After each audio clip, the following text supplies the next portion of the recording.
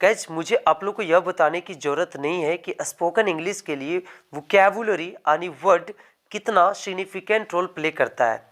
और इस वीडियो में मैं सर्वाधिक प्रयोग में आने वाले कुछ वर्ड्स एवं उनके प्रोनाउंसिएशन और हिंदी मीनिंग को डिस्क्राइब किया हूँ। उम्मीद है कि आप इसे देखेंगे एंड इसका लाभ उठाने का कोशिश करेंगे।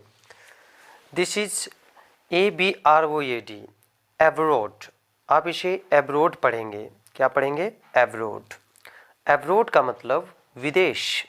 ही इज गोइंग एब्रोड, वह विदेश जा रहा है। This is acquaintance. Acquaintance. Acquaintance means जान पहचान या परिचित। I have acquaintance with him, मेरा उससे जान पहचान है। This is administration. क्या पढ़ेंगे आप इसे? एडमिनिस्ट्रेशन। इट मीन्स प्रशासन। प्रशासन मामले की छानबीन कर रही है। Administration is investigating into the matter. This is association. Association. Association का मतलब होता है संगठन। संगठन। This is auspicious. Auspicious, AUSPICIOUS आप पढ़ेंगे ऑस्पिशियस, जिसका मतलब शुभ, मंगल, पवित्र। आज का दिन शुभ है और it's a very auspicious day today. This is bounce. BOUNDS। Bounce आप इसे पढ़ेंगे। बाउंस का मतलब होता है बंधन, बट इसी का सिंगुलर में आप देखेंगे बाउंड तो उसका मीनिंग कुछ और होगा। BOUND, bound. यहाँ पे बाउंड का मतलब होता है विवश, लाचार। मैं यह काम करने के लिए विवश हूँ। I am bound to do this work. This is betrayal. BETRAYL आप इसे बिट्रायल पढ़ेंगे। बिट्रायल का मतलब होता है विश्वासघात।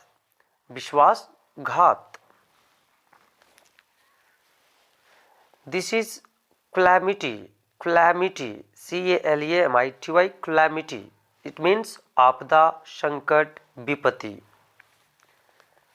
क्लैमिटी का मतलब आपने सीखा आपदा, संकट, विपत्ति। This is circumstance. सर्कमस्टेंस, थोड़ा सा प्रोनाउंसिएशन पे ध्यान दें। Circumstance.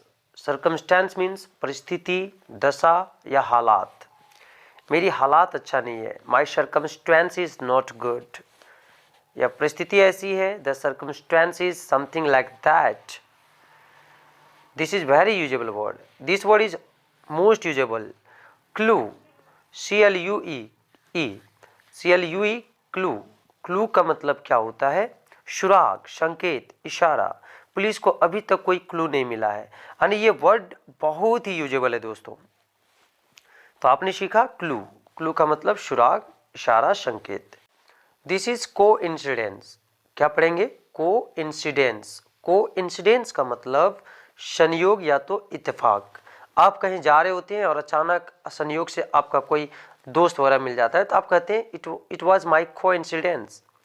It was my coincidence that I met my close friend. तो को इंसिडेंस का मतलब आपने सीखा संयोग या तो इत्तेफाक।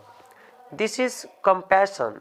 कंपैशन, यह भी बहुत ही ज़्यादा यूज होने वाली शब्द है, वर्ड है। कंपैशन। कंपैशन का मतलब होता है दया, सहानुभूति या करुणा।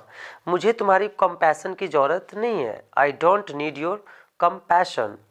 क्या पढ़ेंगे आप इसे? कंपैशन। दया, सहानुभूति, करुणा। This is कॉन्सन्स।